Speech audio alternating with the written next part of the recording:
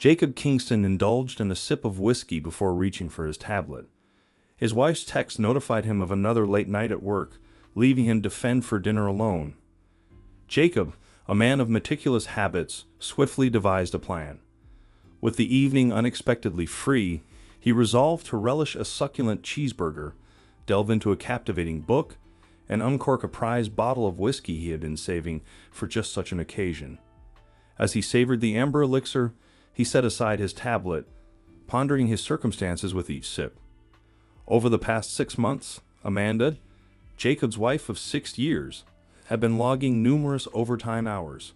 When they first tied the knot, they established a financial arrangement. Both deposited an equal sum into their joint account for bills and vacations, while maintaining separate personal savings, checking, and retirement accounts, inaccessible to each other. Amanda's fixed salary meant her income didn't rise with the additional workload, maintaining a steady amount whether she worked 40 or 60 hours a week. With their separate accounts, Jacob remained unaware of the extent of Amanda's overtime earnings. Their contributions to the joint account far exceeded expenses, resulting in a substantial surplus. Before their marriage, Amanda insisted on maintaining separate accounts, a condition Jacob accepted. When they met, Jacob's business faced turbulent times amid a sluggish economy. There were stretches when he chose not to pay himself, a plight familiar to many business owners where creditors often come before personal paychecks. Despite financial strain, Jacob adamantly refused layoffs, dipping into his personal savings to uphold his commitment to job security. It was a relentless march forward, each day ending with closed shop doors and the weight of debt pressing harder upon him. Amanda, employed as a staff accountant at a Fortune 500 company, maintained a deliberate distance from Jacob's business affairs, fearing its potential collapse amid challenging times. Jacob, conscious of this concern, shielded Amanda from the financial strain by relying on his savings, sparing her any burdens. Though occasionally challenged to fulfill their joint account obligations, Jacob consistently contributed his share, trusting that the adversity would eventually subside. Jacob not only endured but flourished amidst adversity. Inheriting 3 auto repair shops from his father, he transformed them into a thriving chain of 12 locations within a few years, with plans to expand to 20 in the near future. Despite the profitability of his enterprise, Jacob opted for a modest salary, channeling the bulk of profits back into the business. Each location boasted top-of-the-line tire equipment capable of handling any wheel size, while state-of-the-art diagnostic tools enabled technicians to address virtually any vehicle issue from North American, Asian, and European manufacturers, except those from France. Despite their professional successes, cracks began to surface in Jacob and Amanda's marriage, casting a shadow over what should have been the happiest period of their lives. This was the second marriage for Jacob and Amanda. Jacob's first wife died under tragic circumstances. She was the only woman close to him, as his mother passed away when he was in middle school. It took Jacob several months to recover from Marie's death. His dad appointed an acting manager at the store Jacob ran. This gave Jacob time to grieve for the wife and children he would never have. Jacob might never have recovered if his father hadn't suffered a fatal heart attack one night while driving home from his office store. It made Jacob forget his pain and focus on business. People's livelihoods depended on it. As Jacob strolled past, a mechanic apprentice recklessly removed the radiator cap, resulting in scalding antifreeze splashing onto Jacob's chest, leading to an emergency room visit. The bustling waiting area teemed with the typical mix of visitors found in any city. Despite his unfortunate appearance, drenched in a greenish fluid with a faintly sweet yet unpleasant odor, Jacob seemed unassuming as he occupied an empty seat. A tall, attractive brunette, nursing a hop and a limp, made her way toward Jacob and settled into the vacant seat beside him. With the ER packed, both Jacob and the brunette Amanda knew they were in for a lengthy wait. As they exchanged tales of their injuries, Amanda had twisted her ankle during an after-work run. They had also shared snippets of their lives.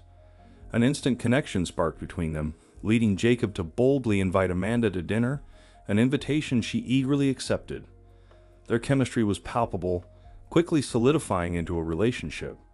Amanda, scarred by her previous marriage marred by emotional abuse and infidelity, made it clear from their first date that she had no tolerance for cheating.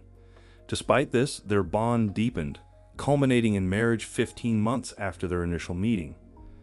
As Jacob sipped his whiskey, he couldn't help but reflect on his marriage. The old joke rang in his mind: "We've had a happy marriage for 5 years. Unfortunately, we got married 6 years ago."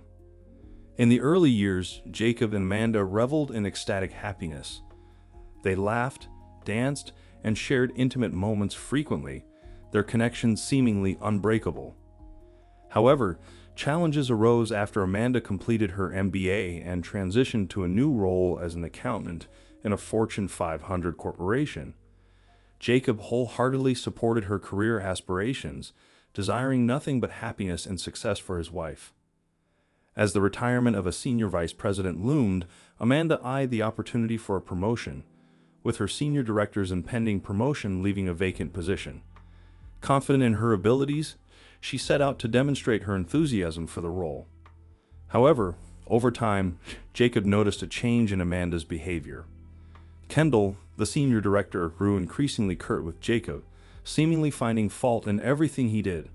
Amanda, too, began to show disdain for Jacob's profession, reducing him to nothing more than a mere mechanic, a grease monkey in her eyes. Their conversations became laced with disrespect, and Amanda's constant frustration and anger towards Jacob became a toxic element in their marriage. To avoid him, Amanda buried herself in overtime work, and even when at home, she was glued to her phone, texting incessantly. Jacob grew to resent Amanda's phone, which seemed to consume her attention. She guarded it fiercely, concealing her messages and laughing at them in secrecy. It became routine for her to sleep with the phone tucked under her pillow. Then the situation took a dark turn, descending into violence. Amanda's temper was a long-standing trait, often manifesting itself in harsh remarks and barbs.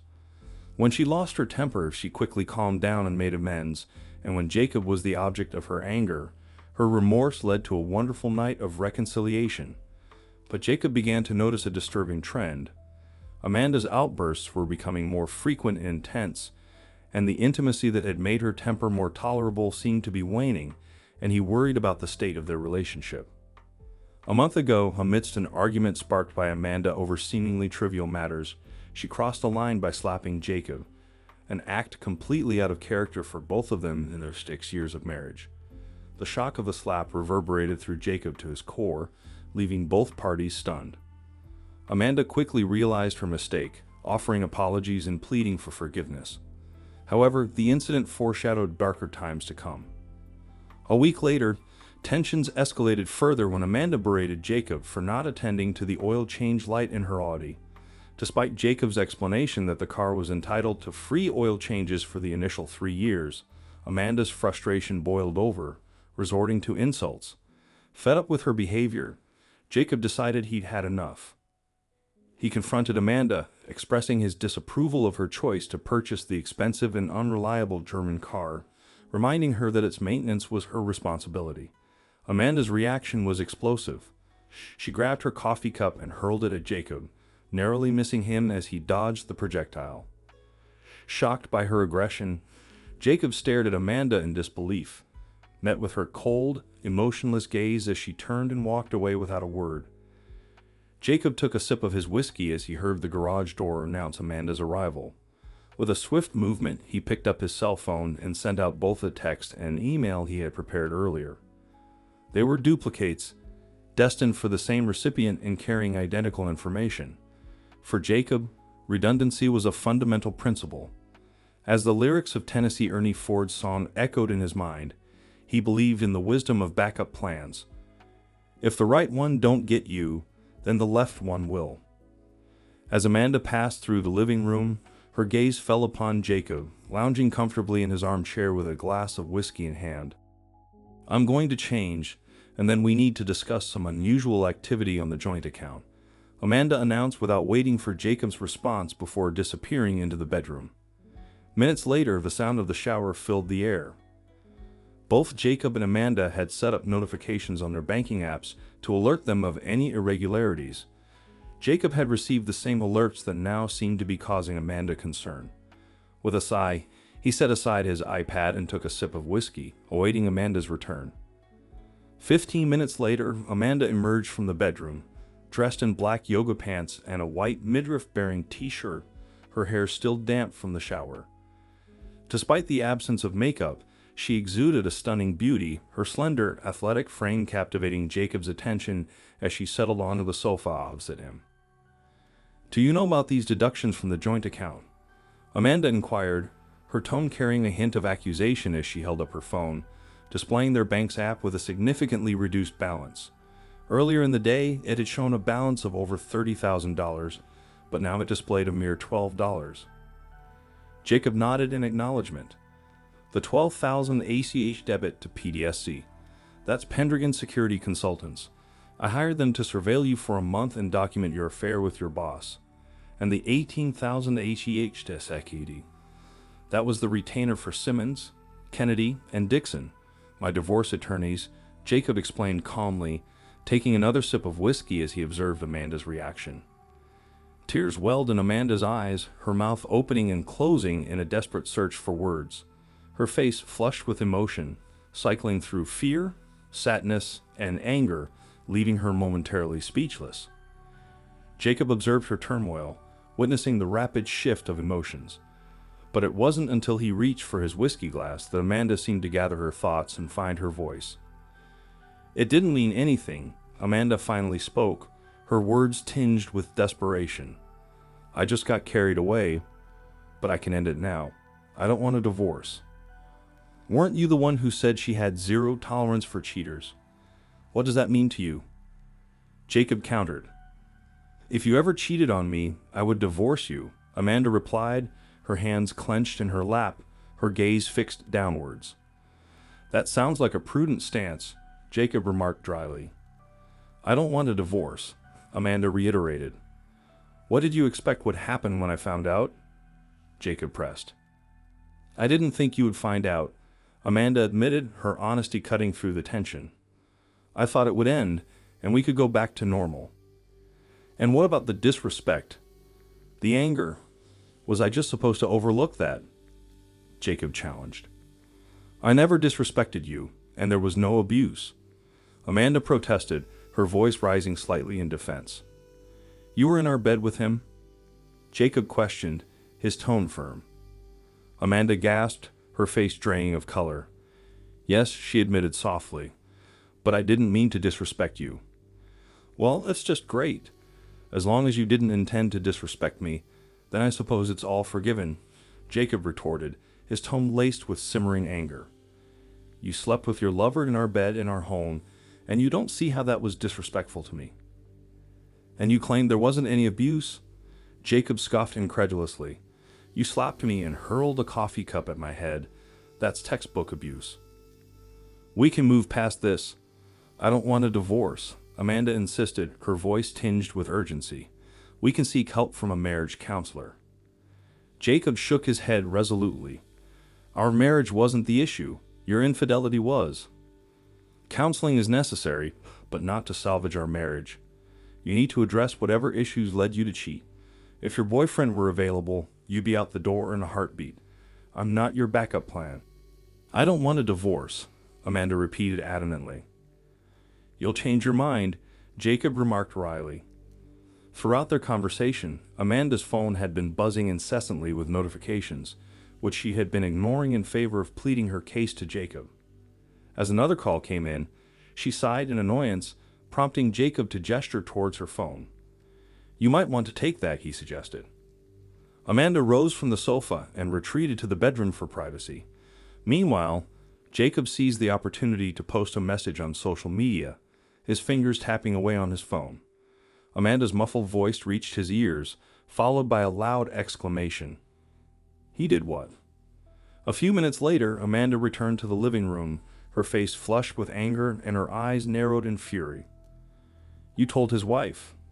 Amanda's scream reverberated through the room. "How dare you try to wreck his marriage? You had no right. They have 2 young boys. How could you be so heartless to her? You despicable jerk. You worthless piece of garbage." I'll never forgive you for hurting her like that."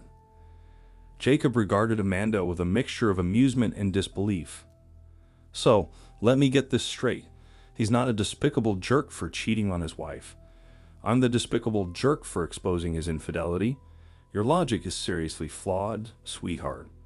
You don't seem to think you and your boyfriend are worthless pieces of garbage for lying and cheating on your spouses. But somehow, I'm the villain for shedding light on it?" Jacob shook his head, chuckling softly. It was surreal to witness the convoluted rationale of cheaters, even more so when it came from his own wife. "This is a private matter between you and me. You had no business meddling in their marriage." Amanda's face glowed crimson with rage. "Your boyfriend didn't hesitate to interfere in my marriage, so I had no qualms about interfering in his. If he's cheating on her with a coworker who knows how many other women he's involved with, she needs to protect herself and get tested for STIs. He's not like that, and he's clean," Amanda retorted defensively. "Since the first thing you do when you get home after a late day at work is take a shower, I'm assuming you're sleeping with him without protection. You should get tested too. I got tested for my own peace of mind, even though you and I haven't had anything since you started your affair." Amanda stared at her husband in disbelief. He had been aware of her affair for months and had quietly orchestrated his response, all the while maintaining a facade of normalcy. Who was this man she thought she knew? "You're just seeking revenge. You're pathetic," Amanda spat out, her voice tinged with disbelief. Once again, Jacob couldn't help but notice the constant buzzing of her phone, ignored amidst her barrage of insults. As she momentarily paused, her phone began to ring. "You might want to take that call," Jacob suggested calmly, taking another sip of whiskey. Without a word, Amanda stormed towards the bedroom to answer her phone, leaving Jacob to his own devices. Seizing the opportunity, Jacob swiftly made a call on his iPhone, murmuring into the receiver before activating the recording app. Placing the phone strategically against the lamp on the end table, he ensured that the conversation would be captured on video while keeping the line open for the other party to hear. It wasn't long before Amanda stormed back into the living room, her face contorted with rage. "You posted this on Facebook?" she bellowed, her voice echoing through the room. "And you tagged all my family and friends. You even tagged Pastor Derek?" Jacob remained composed, nodding in affirmation. "Yes, but I also shared it on LinkedIn, ensuring all your professional connections could see it too." Amanda's frustration and anger boiled over, manifesting in a piercing scream before she hurled her cell phone at Jacob's head. Anticipating the impact, he instinctively shut his eyes, bracing himself for the blow. The collision was far more intense than he had imagined, nearly causing him to lose consciousness as the phone struck his forehead. Despite the shock, he managed to retain his composure. He knew she was going to do something about it, and not answering her was one of the hardest things he'd ever had to do. Amanda lunged across the gap between them, raining blows upon Jacob's face. A punch to the nose caused his vision to blur momentarily. Eventually, he could no longer restrain himself and instinctively shielded his face with his arms as Amanda relentlessly assaulted him. Amidst her screams of threats, Jacob's resolve reached its breaking point. Gently, he pushed her away and rose to his feet, putting distance between them with a loveseat. He silently prayed that the 911 operator he had contacted would dispatch help swiftly. True to his hope, a squad car arrived just minutes later, exactly as he had envisioned. Amanda's gaze bore into Jacob with venomous intensity, her mind racing with strategies to retaliate against him. Left, right, over the loveseat? Before she could decide on a course of action, the doorbell shattered the tense silence. "You should probably get that," Jacob's voice remained calm, devoid of emotion. Amanda's nostrils flared, her eyes narrowing as she locked eyes with Jacob for a moment. With a sharp pivot, she marched towards the front door. Flinging it open, Amanda found herself face to face with two police officers. Confusion mingled with anger as she engaged in a heated exchange with the officers, shooting accusatory glances back at Jacob between sentences. Though their conversation was too distant for Jacob to decipher, Amanda's animated gestures and pointed finger left little to the imagination. Eventually, she stepped aside to allow the officers entry into their home, one of them making their way towards Jacob. "Mr. Kingston, I'm Patrolman Peter, and my partner is Patrolman Terry. Your wife mentioned that there's been violence tonight. Can you tell me what's going on? Did you lay a hand on her?" Patrolman Peter inquired. Shaking his head, Jacob denied the accusation. "I confronted my wife about her affair, and she attacked me," he explained, gesturing towards his face where he could feel the sting of the blow from the thrown cell phone and the split lip. "I'm the one who called 911. She's been getting increasingly violent lately. A month ago she slapped me, and then a week later, she threw a coffee cup at my head. It narrowly missed, but if it had hit, I would have ended up in the emergency room. I have a recording of tonight's confrontation. Would you like to see it?" Patrolman Peter's expression shifted, clearly interested in viewing the evidence. Jacob performed a series of taps on his iPhone before handing it over to Patrolman Peter. With furrowed brows, the officer watched the video in silence, his expression shifting as he observed Amanda's aggressive actions towards Jacob. Turning back to Jacob, Patrolman Peter regarded him skeptically. "It seems there was some conversation before the recording. Did anything said escalate the situation?" Jacob shrugged. "She found out I had hired a private investigator to tail her for a month, and that I shared the findings with her affair partner's wife. Needless to say, she wasn't pleased." The officer chuckled. "You don't do things by halves, do you?" "As the saying goes, I light my path forward by the light of the fires of the bridges burning behind me," Jacob replied dryly. "Fair enough," Patrolman Peter said with a shake of his head, a smile playing on his lips.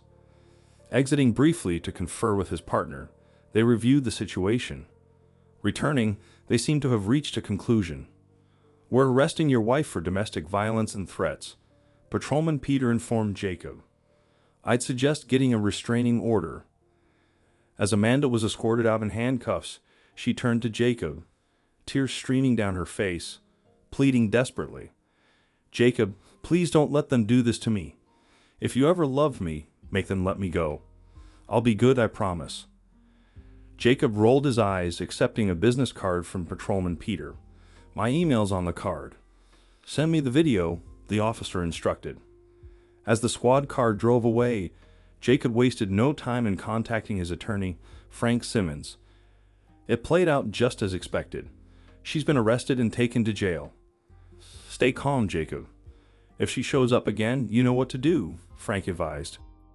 Exiting the courthouse the following morning, Amanda found herself accosted by a young blonde woman, seemingly nonchalant as she chewed her gum. "Excuse me," the blonde interrupted Amanda's path. "Are you Amanda Kingston?" Wearily, Amanda confirmed her identity. "Yes. Who are you?" "You've been served," the blonde stated matter-of-factly, thrusting a manila envelope into Amanda's hands before turning to leave. "What is this?" Amanda called after her, her annoyance palpable. "Don't know, don't care," the blonde retorted, her voice fading as she walked away. "But I'd say you're probably screwed, whatever it is." Frustrated, Amanda tore open the envelope to find a petition for dissolution of marriage. "What a bastard," she exclaimed, her anger bubbling over as she turned to her parents for support. It had been a grueling morning for Amanda. Dragged out of her jail cell early, she had been relocated to a holding area within the courthouse, where she spent an agonizing hour before meeting with her attorney. With only one phone call the previous night, she had reached out to her parents, who had scrambled to find legal representation for her. Thankfully, they had secured a lawyer overnight, providing Amanda with some reassurance as she faced her hearing. The judge had set Kendall's bond at $10,000, requiring her to either pay the full amount or enlist the services of a bail bondsman and pledge real property as collateral, paying 10% of the bond. Additionally, a restraining order was issued, prohibiting her from contacting her husband or visiting his residence or workplace. Arrangements were to be made through her attorney for retrieving her belongings from the residence. Initially, Amanda's lawyer objected to these terms, but withdrew the objection after being shown photos of Amanda's husband. Leaving the courthouse, Amanda's parents treated her to a stop at McDonald's drive-thru as a first order of business. Having been booked into Denton County Jail too late for dinner and roused early for her court appearance, she had missed breakfast. The previous night, Amanda had foregone dinner, opting instead to spend the evening in bed with her boss, Paul. Her plan to grab leftovers upon returning home had been thwarted. Reflecting on how she ended up in this situation, she remembered the moment her evening took a drastic turn. As she and Paul were spending time together, Amanda's phone buzzed, interrupting their moment of intimacy. Expecting a text from Jacob, she glanced at her phone, only to be met with a low balance alert from her bank. Logging into the bank's app, she discovered that their joint account was nearly empty, with 2 significant withdrawals totaling $30,000. A quick Google search of the payees yielded no results. Amanda considered the possibilities that could explain the depleted checking account. It could be a scam or a banking error, she reasoned, drawing on her intellect. Another possibility loomed, one she hesitated to entertain. Jacob might have discovered her affair and emptied the account in response. Yet she found it difficult to believe. She knew her husband well. He was not one to shy away from confrontation. If he suspected her infidelity, he would have confronted her directly. Jacob Kingston was not the type to ignore such matters. Despite her certainty, Amanda found herself in a dingy motel room, lying next to her boss, grappling with doubts about her choices. Throughout her life, Amanda had found things coming easily to her. She was accustomed to being both the smartest and the prettiest girl in her class, though this often left her isolated from her peers who mistrusted her. Early on, she had learned to wield her attractiveness as a tool, employing it without hesitation. In her teenage years, she eschewed high school boys in favor of older, more accomplished men with stable careers. College was a repeat of high school. If she had trouble with her classes, she had affairs with professors. She graduated from college in 4 years with a finance degree. She considered law school, but knew she wasn't a strong enough student. To Amanda, her affair with Paul Ramirez, the senior director she reported to, held no sentimental value. It was merely a means to an end. Her journey into infidelity had begun during her tenure at Chase Bank, in her second year when she crossed paths with Anthony Cooper. Anthony, assigned to investigate possible money laundering activities, exuded a carefree demeanor that immediately piqued Amanda's interest. Boldly, she invited him for drinks, and by the end of their first date, they were in bed together. Amanda found herself enamored with Anthony. Within 2 months, they were cohabiting, and a year later, they tied the knot. Initially, married life with Anthony was blissful for Amanda. She adored him and was committed to ensuring his happiness. Together, they seemed perfect. However, cracks began to appear. After 4 years of marriage, during which they actively pursued starting a family, Anthony received an opportunity to attend a 4-week course conducted by alcohol, tobacco, and firearms. Although his absence would be temporary, Amanda understood the career benefits and encouraged him to seize the opportunity. The first week without Anthony was manageable for Amanda, but as the days passed, her loneliness deepened. By the second week, exacerbated by hormonal fluctuations, her yearning for Anthony intensified. As the third week drew to a close, Amanda found herself teetering on the edge. Finally, in the 4th week, she succumbed to her vulnerabilities, agreeing to drinks with Bob Collins. Bob Collins, an ex-partner of Amanda's husband in the Denton County Sheriff's Department, had drifted apart from Anthony, though Amanda couldn't pinpoint the exact cause of their rift. Nevertheless, she agreed to meet Bob for drinks, harboring a vague hope of reconciling their differences. Besides, Bob's charm and her own loneliness made the invitation appealing. What harm could it do? Meanwhile, Anthony had excelled in the ATF class, emerging as the top performer. As the final week approached, his stellar performance afforded him the opportunity to take the exam early. Passing would grant him an early departure. Failing would mean remaining until the class concluded. Following his success, Anthony wasted no time in catching a flight back home to surprise his wife. Arriving in the early hours of the morning, he was dropped off by an Uber, greeted by the sight of Bob's car parked in their driveway. A surge of apprehension gripped Anthony as he entered their darkened home, leaving his suitcase by the door as he tiptoed towards the bedroom. The room basked in the soft glow emanating from the master bathroom. Anthony retrieved his phone and commenced filming the slumbering couple.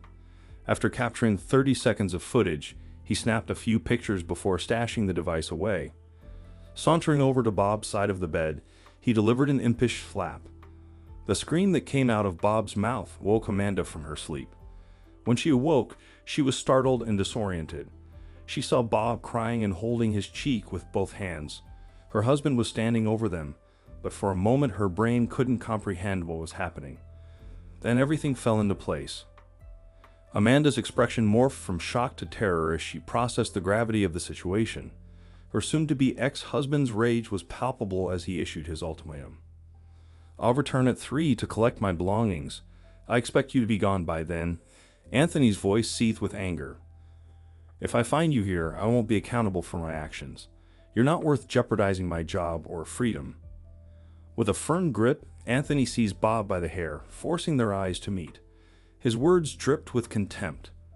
"You're despicable. I'll ensure your wife and HR see the video. Consider your career and marriage over." A final blow to Bob's nose left it bleeding as Anthony stormed out, leaving Amanda behind. Reflecting on Anthony's devastation upon discovering her infidelity, Amanda felt a pang of guilt. Despite her attempts to reconcile, he remained resolute in his silence, initiating divorce proceedings. Her parents, wanting to comfort her, shifted the blame to her husband, portraying Anthony as the aggressor. In rewriting history, Amanda recast herself as the victim, portraying her departure as a brave escape from an abusive relationship. Anthony's confrontation with Bob only reinforced her narrative, further cementing her role as the hero of her own story. Amanda's encounter at Ingstrom's department store in Dallas shattered the carefully constructed facade of her narrative. Standing face to face with her ex-husband, Anthony, Amanda felt a rush of emotions she hadn't prepared for. Anthony was accompanied by a striking woman, tall and athletic with fiery red hair, who appeared vaguely familiar. Amanda's heart skipped a beat as she noticed the pram by her side. "Hi, Anthony." Amanda's voice wavered as she greeted him. "Hello, Amanda," Anthony replied, his tone devoid of warmth. Amanda extended her hand towards the woman. "Hi, I'm Amanda. I used to be married to Anthony." "Oh yes, I've heard about you," the woman, Melissa Parker, replied as she shook Amanda's hand. A flush of embarrassment crept up Amanda's neck. "I'm sure you've heard mixed things." "Some good, some not so good," Melissa responded evenly. "I'm Melissa Parker. I'm Anthony's wife. This is our son, Anthony Jr." Amanda glanced down at the sleeping infant, her heart aching with a mixture of longing and regret. "He's a beautiful baby. You're fortunate to be married to Anthony." "He's a good man?" Amanda managed to force a smile. "It was good seeing you again, Anthony." Anthony's gaze bore into her with a mixture of disdain and indifference as he swiftly led Melissa and their child away, leaving Amanda alone with her thoughts amidst the bustling department store. Days later, as Amanda tuned into the local evening news, she was startled to see the woman she had glimpsed with Anthony now gracing the screen as a news anchor. The pieces fell into place. Melissa Parker was the missing link. Amanda embarked on a Google search, revealing Melissa's burgeoning career in the media. Despite a twinge of jealousy, Amanda couldn't ignore the satisfaction of witnessing her ex's new life intertwined with hers. Night after night, Amanda battled conflicting emotions, her tears a testament to the inner turmoil. Yet, amid the emotional whirlwind, a familiar narrative emerged. Anthony was the instigator, wasn't he? His new marriage was bound to falter, wasn't it? With this consoling notion, Amanda tethered herself to reality, pondering the ramifications of divorce. After hastily devouring her egg muffin, Amanda insisted her parents take her home, her determination unshaken. Ready to confront Jacob, she grappled with the impending upheaval. "That's not a good idea, honey," her father cautioned. "I need to talk to Jacob. I need to explain to him what happened. We can work through this," Amanda insisted. "Ken," her mother interjected, concern etched in her voice. "I don't think that's a good idea. The judge said—" "I don't care what the judge said," Amanda snapped at her mother. "Just take me home." As they stood outside her front door, Amanda's impatience grew. She rang the doorbell, but there was no response. With each unanswered ring, her frustration mounted, culminating in a barrage of pounding on the door. Inside, Jacob made a quick call, keeping the security chain in place before opening the door. "You're not supposed to be here." "There's a restraining order to keep you away," Jacob stated firmly. "I live here," Amanda countered. "How can we fix our marriage if I'm not here?" Jacob's incredulous gaze met Amanda's. "Fix? I'm divorcing you. We're not fixing anything. I'm not going to stay married to a lying, abusive cheater. You need to get out of here," he declared, closing the door against her protests. Infuriated, Amanda continued to pound on the door, hurling insults and threats. Her parents joined in, their voices echoing her distress, amplifying the chaos. "Open the door, Jacob, or I swear you're going to get hurt," Amanda yelled. "Open the damn door, you dumb monkey," Amanda's father added, his frustration boiling over. "I will put you down, boy." Jacob took a sip of his coffee, his expression a mix of disbelief and resignation as he reviewed the footage captured by his doorbell camera. The arrival of the squad car, the officer's approach, and the subsequent conversation with his wife and her parents played out like a surreal drama. As one of the officers rang the doorbell in the video, Jacob recalled opening the door and welcoming the law enforcement inside. After verifying his identity, the officer had inquired about the visible injuries on Jacob's face, prompting him to recount the events of the previous night. "Last night I confronted my wife about an affair she's having. I hired a private investigator and have evidence of the affair," Jacob explained, gesturing to his bruised face. "During the confrontation, she became violent and attacked me." Jacob handed the officer a copy of the restraining order issued against his wife, which barred her from returning to their residence. Then he showed the officer the video footage captured on his phone, depicting Amanda and her parents making threats at his front door. The officer watched the video with a shake of his head, his expression reflecting the absurdity of the situation. "Well, this seems pretty cut and dried. Send me a copy of the video," he instructed, handing Jacob a business card. He then radioed for additional units, anticipating multiple arrests. "Stay inside and watch the show from your phone. Do not exit your house until I tell you." Jacob nodded in acknowledgement, understanding the gravity of the situation unfolding before him as he prepared to navigate the aftermath of his wife's violent outburst. That's precisely how it unfolded. The officer called his partner over for a consultation, and they reviewed the video on Jacob's phone before approaching Amanda and her parents. The trio was informed of their arrest for trespassing and menacing, with Amanda facing additional charges for violating the restraining order. With the arrival of 2 more squad cars, the officers proceeded to arrest Amanda and her parents. Chaos erupted as Amanda's mother became hysterical. Amanda herself burst into tears and hurled curses at the officers, while her father attempted to intervene and was promptly tackled to the ground. "Shit show" was a rather tame way to describe the scene. Jacob wasted no time and immediately called his attorney, leaving a succinct message. "Amanda and both of her parents were just arrested. I think I married into a family of idiots." Robert Klein found himself grappling with defeat and despair.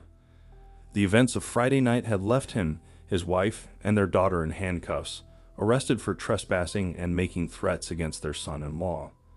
Spending the entire weekend in jail, they awaited their Monday morning hearing before a judge.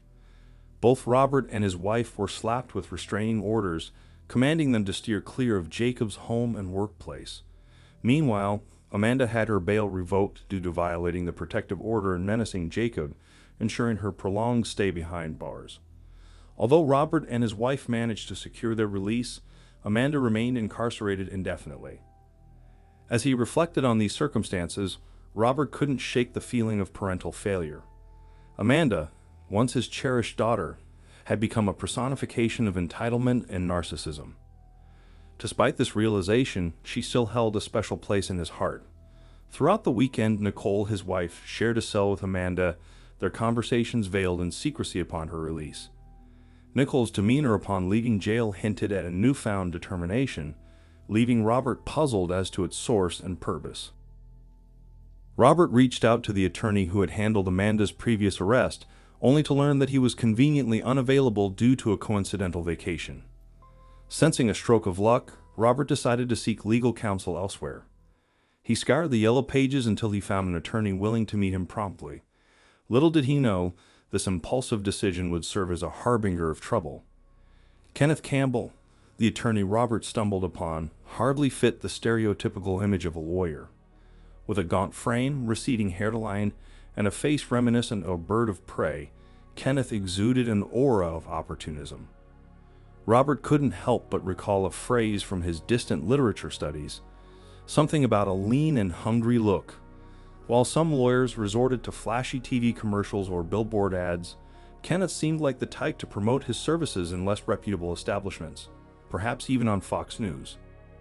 As Robert presented him with a business card from Amanda's divorce packet, Kenneth's predatory grin faltered into a scowl. Simmons, Kennedy, and Dixon? This unexpected twist left Kenneth visibly displeased, prompting Robert to wonder what he had gotten himself into. "So, your son-in-law is more of a tycoon than a grease monkey," Kenneth remarked, skepticism tainting his tone. Robert nodded. "Exactly. He's got a whole empire of auto shops.